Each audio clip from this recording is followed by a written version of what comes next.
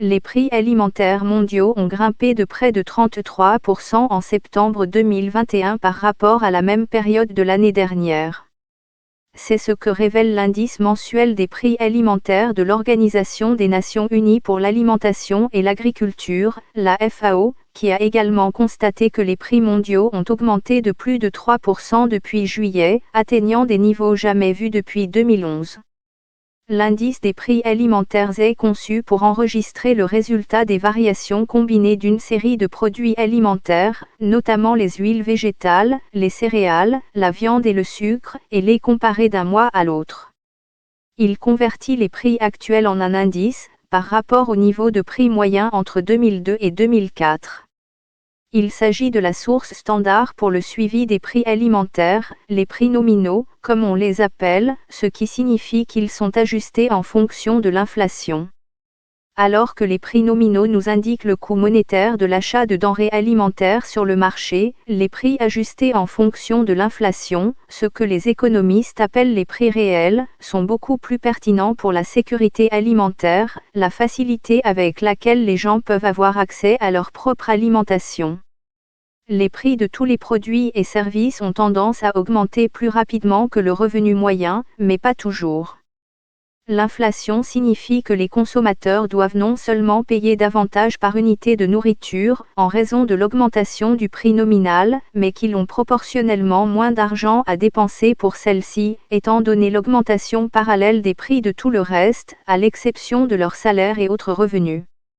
En août dernier, j'ai analysé l'indice des prix alimentaires de la FAO ajusté en fonction de l'inflation et j'ai constaté que les prix alimentaires réels mondiaux étaient plus élevés qu'en 2011, lorsque des émeutes de la faim ont contribué au renversement des gouvernements en Libye et en Égypte. Sur la base des prix réels, il est aujourd'hui plus difficile d'acheter des denrées alimentaires sur le marché international qu'au cours de presque toutes les autres années depuis que les Nations Unies ont commencé à tenir des registres en 1961. Les seules exceptions sont 1974 et 1975. Ces flambées des prix alimentaires ont eu lieu après la flambée des prix du pétrole en 1973, qui a généré une inflation rapide dans divers secteurs de l'économie mondiale, y compris la production et la distribution alimentaire. Alors, qu'est-ce qui pousse les prix des denrées alimentaires à atteindre des niveaux records ? Les facteurs qui déterminent les prix alimentaires internationaux moyens sont toujours complexes.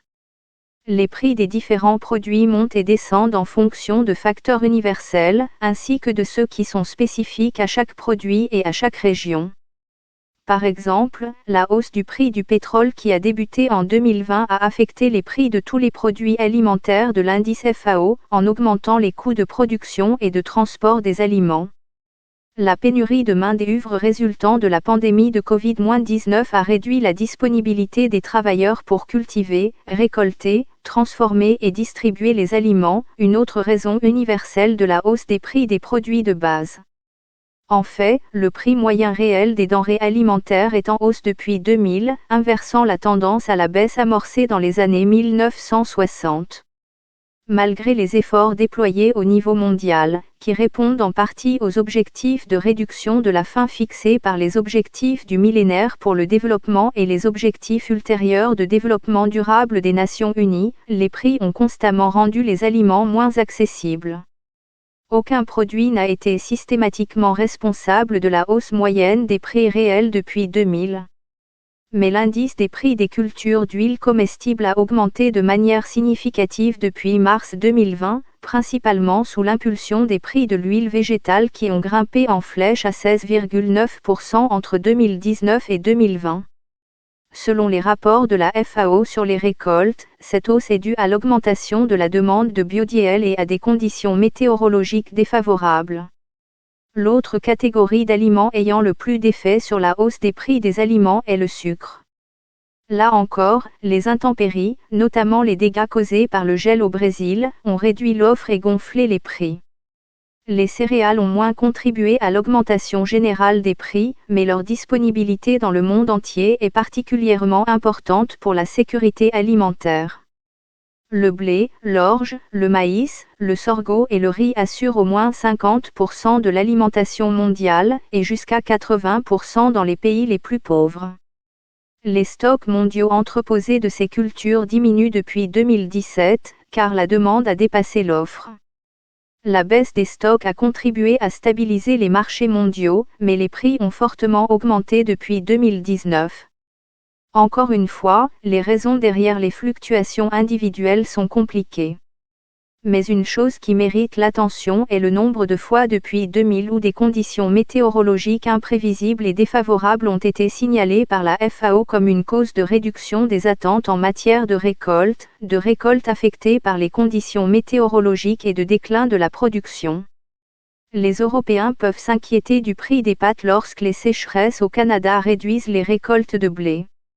Mais alors que l'indice des prix réels des céréales se rapproche des niveaux qui ont transformé les émeutes du prix du pain en véritable soulèvement en 2011, il est urgent d'examiner comment les communautés des régions moins riches peuvent faire face à ces tensions et éviter les émeutes.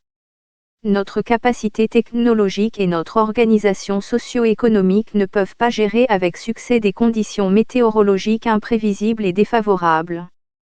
C'est le moment d'imaginer l'approvisionnement alimentaire dans un monde qui se réchaufferait de plus de 2 degrés Celsius, un résultat qui est aujourd'hui considéré comme de plus en plus probable selon le dernier rapport du groupe d'experts intergouvernemental sur l'évolution du climat. La hausse des prix réduira la sécurité alimentaire, et s'il n'y a qu'une seule loi ferme en sciences sociales, c'est que les personnes affamées prendront des mesures radicales pour assurer leurs moyens de subsistance, en particulier là où les dirigeants sont perçus comme ayant échoué. La hausse des prix réduira la sécurité alimentaire, et s'il n'y a qu'une seule loi ferme en sciences sociales, c'est que les personnes affamées prendront des mesures radicales pour assurer leurs moyens de subsistance, en particulier là où les dirigeants sont perçus comme ayant échoué.